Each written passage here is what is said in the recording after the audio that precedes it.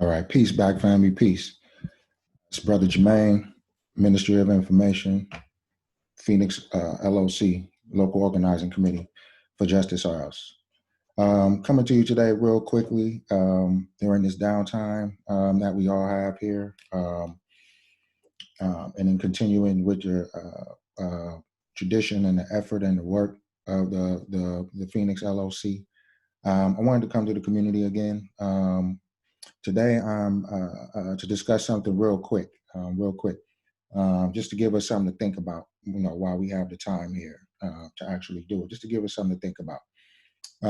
I've been reading lightly today, well, not lightly, this book here, The Miseducation of the Negro by Godwin Woodson, Carter G. Woodson, okay? And I came across a few jewels, in this book, as I always have. It's like my second, third time reading through it. And it's highly marked. Don't know if you can see this, but I'm marking my books up. You can see the highlights, the whole nine.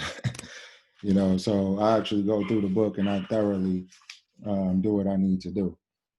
But I came to, just a few conclusions and just something I just wanted to express to the community. And I hope I don't offend anyone, in doing so. But I think it's necessary to at least, bring, some kind of knowledge and information to the community, just to give us something to think about during these down times. The brother Jamaica's put out a great video live a little earlier today about just everything that's going on with the COVID-19 and, imploring the members of the community to really pay attention to what's going on. And, he really kind of really went there, in the sense of why we should, what it is about the COVID-19 that we need to be careful of and not take for granted, and not, be in fear, of course, but not to be in fear, but to be prepared, to be ready. And this goes back to, and the habit to do that, it made me think about mind state, where we are as a community, where we are as a people, where I am as an individual. And it made me really think for a minute. So I opened up Carter G. Woodson, and it made me start thinking about the things that we should be thinking about at this time. Yes, let's prepare for this pandemic. Let's make sure we have all the adequate supplies. Let's make sure we're washing our hands. Let's making sure our families are secure, our homes are secure, and that we're staying as healthy as we possibly can and as clean as we possibly can. Absolutely. And at the same time, while we have this downtime, we also need, while we're in our homes, the brother also implored us to educate ourselves, pick up a book, start reading, start getting into who we are, who you are as an individual, who we are as a community, and the things we should be thinking about and preparing for the next pandemic, for the next thing. In the book of Matthew, chapter 24, Jesus Christ went into the signs of the times, what I'm saying? And one of the signs was a pestilence, and this isn't religion. This is just what the man said. He said, one of the signs of the times will be wars and rumors of wars, and nation shall rise against nation.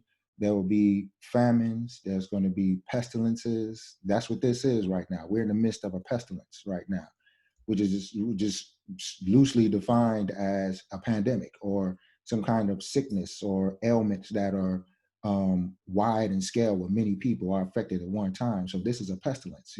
SARS was a pestilence. H1N1 was a pestilence. Ebola, a pestilence. COVID-19, this particular strand of a particular coronavirus, is a pestilence. So that's the times that we're living in. But he also said, don't worry about it. These things have to come. These things have to be. But at the same time, he didn't say ignore it. You acknowledge it. You see it's there. You prepare yourself to not get caught up in it, because those that endure to the end, the same shall be saved. So we have to go through these things. But as a community, we're going to get to the mountaintop, just like Brother Martin said. He said, I've seen the mountaintop. But we have to remember, just like the brother Jamaica said, we are a diverse group. There are many people, many ideologies, many, spiritualities, many ways and modes of thinking as a community that we all share. And that's fine. That's beautiful. That shows diversity of thought, diversity of mind, diversity of approach to any situation. That's beautiful. We need that. But we have to find a way to work together in unison, okay, in order to get to the mountaintop. We don't all have to travel the same road, long as the road is not going east west, but going north south, but going north. Long as we're heading up, that's all that matters. Long as the road there, if it's your road, say if you're a Muslim or you're Israelite, or if you're a Christian, or if you're agnostic, or if you're atheist, if you're African spiritualist, if Pan-Africanist, um, whatever your philosophy of thought or mode of living is, if you're Black, that's all that matters. At the end of the day, we need to be thinking Black, okay? Black first. That's how we need to be thinking. That's how we start to re-educate ourselves during this downtime. We have to get back to ourselves, who we are, and remember who we are, and remember whose we are, okay? Some call them Allah, some call them God, some call them the universe, some don't call them at all. We all adhere to principles. We just don't know that those principles are just expounded upon in different beliefs in different ways. Some call it faith. Faith is just a principle. It has nothing to do with Christianity. Faith is a principle. It has nothing to do with being a Muslim. Faith is a principle. So we have to operate on principles in order to rise above the different ideologies that surround our community, that are in our community, which is healthy for the community, absolutely, but needs to be directed, especially at times like this. We really get to see how we're thinking as a community, and there's still a lot of individualism among us, and that's understandable because of where we're coming out of. We got to come out of America. We got to come out of the ways of and modes of thought that we've been in, the miseducation. We got to come out of the miseducated ways of thinking. So that's what made me pick up this book. I was like, all right, well, I know we've been miseducated. And I opened the book up to page 20, chapter 5. And the first thing that hit me was the failure to learn to make a living. Okay. And the brother Carter G. Woodson wrote this book in like 1931 during the Depression. Okay. The brother sat down and wrote this book after observing and studying our people. He had the entire 19th century and a good portion of the 20th century to study our people, especially after slavery. So he had a good 70, 80-year history to observe once we came out of slavery, or once we came out of chattel slavery in 1863, officially signed in 1865, after Juneteenth and all that stuff. So once we came out of slavery, that study of the Negro problem was really, really big, especially in the late 19th century and the early 20th century. Black scholars were really up rebutting the claims of white sociologists, white psychologists and psychiatrists and philosophers and professors who were putting out all of these false narratives about our people. We had brothers and sisters 10, 15, 20 years out of slavery who were highly educated coming out of slavery, writing books like this, breaking down our condition. You got to remember, even though Marcus Garvey wasn't part of the slavery, he was writing books, scholarly books, in the teens, in the 20s, 100 years ago, on the condition of our people and what we need to do.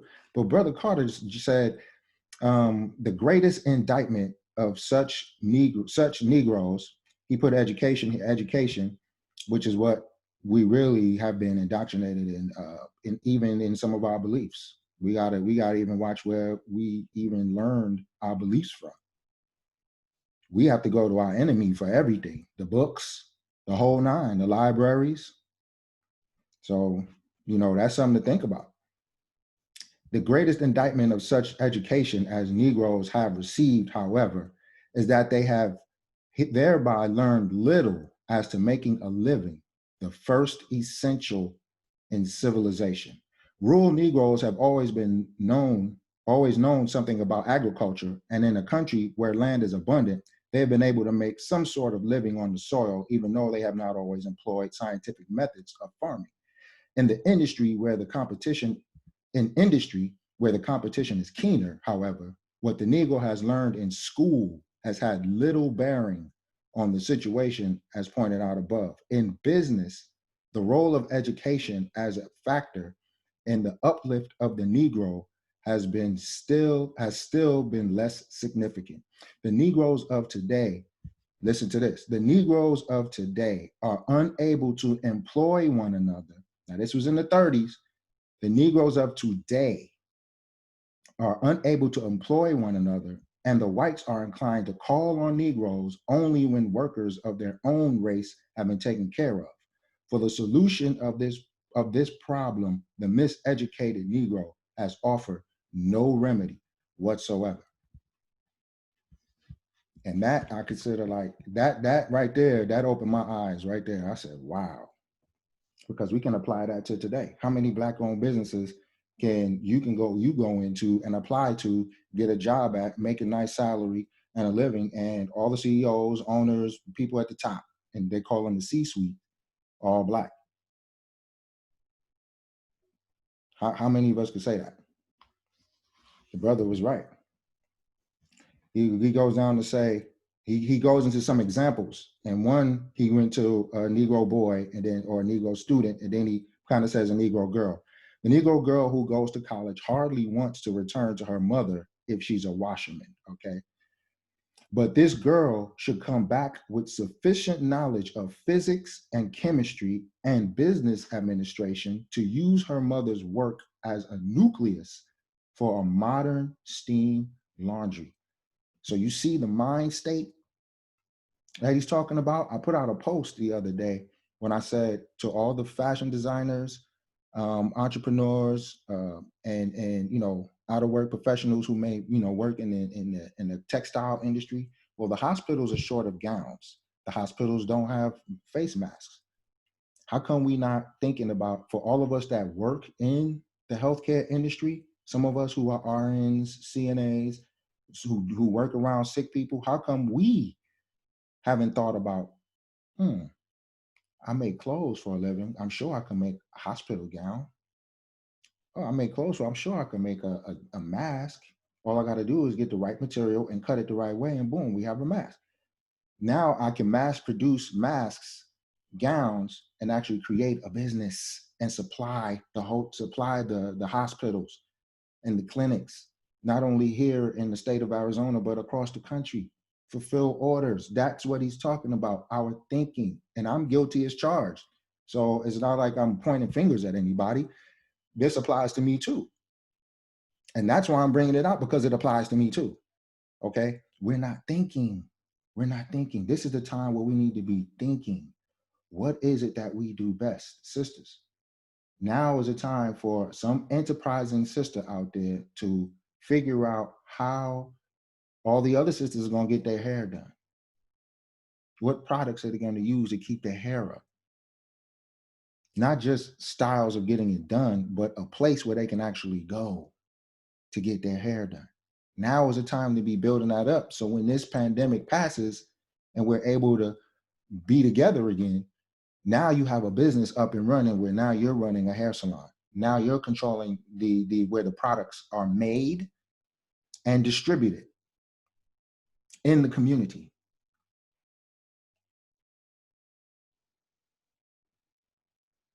That's something to think about.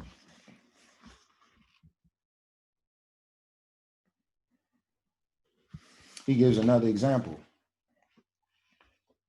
But he also, to follow that up, he says a Negro college instructor would have considered such a suggestion an insult. So if I would have suggested to him, hey, you should have really took the idea to, instead of hating what your mom did, make money. Okay, let me understand how to make these chemicals, how to put this together, and then create a business for my mom so she won't have to work anymore, and we can hire 10 people to go out and clean the houses. Now mom could chill. The so-called education of the Negro college graduates lead him to throw away opportunities which they have and go into a quest of those which they do not find. Too much trust. He also goes into, for example, a year or two after the author, speaking of himself, left Harvard, he found out west a schoolmate who was studying wool. So he traveled west and he found somebody he went to school with back east and was like, "Hey man, how you doing?" And he said, and his schoolmate was studying wool. And he said, the author, "How did you happen upon to go into this sort of thing?" The author inquired, speaking of himself. And this is the guy's response. His people, the farmer replied, had some experience in wool, and in college, he prepared for this work. On the contrary, the author, he prepared for this work because his people were involved in wool. So he went to study wool and what it can do in order to enrich himself and his family. But yet the author studied Aristotle, Plato, Marsiglio of Padua, and Pacifius of Rathburtis when he went to college. So he studied all these philosophers and psychologists and all of this crap. His friend who studied wool, however, is now independently rich and has sufficient leisure to enjoy the cultural side of life, which his knowledge of science underlying his business developed, but the author has to make a living by begging for a struggling cause. And I brought that particular paragraph out because some of us could get too caught up in what we know. Some of us could get too caught up in what we know. The scriptures, the Bible says, and I hate to go there, you know what I'm saying? Like I said, it's not religious, but the Bible has a lot of knowledge in it. It says, knowledge puffeth up. I think St. Paul said that. Knowledge puffeth up, meaning you think you're more than what you actually are. You start gloating and start feeling like because you understand something that you're better than everyone else. You may know something that someone else don't, so you feel the need to exert that. That's all well and good, but if you're hungry, that's not going to feed you. That's not going to feed you. And that's what the brother's saying. So during this downtime, including myself, this is what we need to be thinking about. What's going to feed us? How are we going to take advantage of this opportunity to learn and study, and not only our people, but ourselves, our condition, where we are as individuals in this community, and what we can do using the strengths, the knowledge that we have. Maybe as business professionals, we can offer some kind of service, somehow. If my strength is cleaning, you know what I'm saying? Maybe I could figure out a way to, create, if I wanted to make a mask or a gown, I could figure out how to do that because I make clothes. I own a restaurant. I can't sell no food right now because people can't get together. So what I'm going to do, throw my product out? No, I'm going to put this stuff together and I'm going to create a nonprofit organization where I feed the homeless. That's something that can extend beyond the COVID-19 thing. Okay. So there are many, many ways that we can use our strengths and our knowledge in any particular thing that we know to build our community. We just have to think. And this is what Carter G. Woodson is saying. He's saying we have to think. And that's something that we've gotten away from as a people. And then I skip over to chapter 9 or 11, I believe. The need for service rather than leadership is the head of the chapter, is the name of the chapter. And this is how we need to be thinking too, because there are community organizations and groups that provide leadership, like the Phoenix LOC, and there are other groups in this city and in this state that provide, community relief and services and things like that. But we also want to encourage our people to not look for a leader per se. We're all leaders. We have an elder here telling us that we need service rather than leadership, because it's looking for a leader that's getting us in trouble. Barack Obama, hello. I want to find that one. thing here where he says, here it is, page 55, page 55. He said, if the Negro could abandon the idea of leadership and instead stimulate a large number of the race to take up definite tasks. I'm going to read that again. If the Negro could abandon the idea of leadership and instead stimulate a large number of the race to take up definite tasks and sacrifice their time and energy in doing these things efficiently, the race might accomplish something. The race needs workers, not leaders. I also heard that from another elder who at the same time Carter G. Woodson wrote this book, was already in business for himself for 10 years in the Jim Crow South. He wrote a book called Green Money, Green Power, Green Power, Green Power. Okay. Gaston, A.G. Gaston was the brother's name. He also said the same thing. He built businesses based off of the needs of the community. The white people wouldn't let black people go into their laundromats. He would build one. We couldn't go to their movie theaters. He built one. We couldn't go to their hotels. He built one. Next thing you know, he's running 10, 12 businesses, making millions of dollars just in the black community. That money just swirling around the black community because he's providing for all the needs, including entertainment. Okay. But he also said that we don't need leaders per se. We need workers. That's it. If the Negro could abandon the idea of leadership and instead stimulate a large number of the race to take up definite tasks, and that's what the Phoenix LOC is, the Phoenix Local Organizing Committee for Justice or Else. We are part of that larger number of the race committed to performing certain tasks for the community. Okay, we're not looking for a quote unquote leader to lead us out. No, we can do it ourselves. That's the whole point. We can do it ourselves. And we have an elder who wrote a book 70, 80, 90 years ago, okay, who will tell and it's relevant today. It's relevant today. So that's all. I'm not going to beat a dead horse, brothers and sisters. I just wanted to bring that out real quick, man, and just say, hey, look, let's start thinking about what we can do. Take the diversity of thought and let's mold that into the greatest of the common good for all of us, which is building our own economic base, educating our children, building businesses so we can hire our own, defend our own, grow our own food, keep our own minds, bodies healthy by producing good food and also good hygiene and with vitamins and supplements and things like that to make our health better.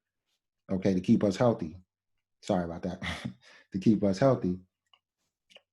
Education. Okay. Trade and commerce. I mean, we have everything that the community needs in this organization, but no one is looking to be the quote unquote. We're not Barack Obama. We're not Martin Luther King. We're not Malcolm X. We are a group of concerned brothers and sisters who are willing to put in the work for the community. That's what we're doing, according to Carter G. Woodson and the Miseducation of the Negro. We just need some workers, y'all. We just need some workers. So if you're looking to put in some kind of work, if you're looking to put in any work for the community, reach out to us on our Facebook page, message us, the Phoenix LOC, on all our platforms, on Instagram, on Facebook. All right, check us out, man. We're a community. We're from the community, for the community, by the community, and we just want to do what's right and help and prepare the community for what's to come in the days ahead. And we have to protect and insulate ourselves by re-educating ourselves, by looking deep within ourselves and figure out what we can do to not only help the community, but help ourselves, which in turn, once again, helps the community. We have to think as one. Advancement. That's it. And with that, I'm out. It's Brother Jermaine. the minister of information for the Phoenix LOC. Just wanted to come to the community, just drop something more, you give you something to think about. I'm not gonna drag on. You guys have a beautiful day, rest of your day. Stay safe, stay safe, stay safe. Peace.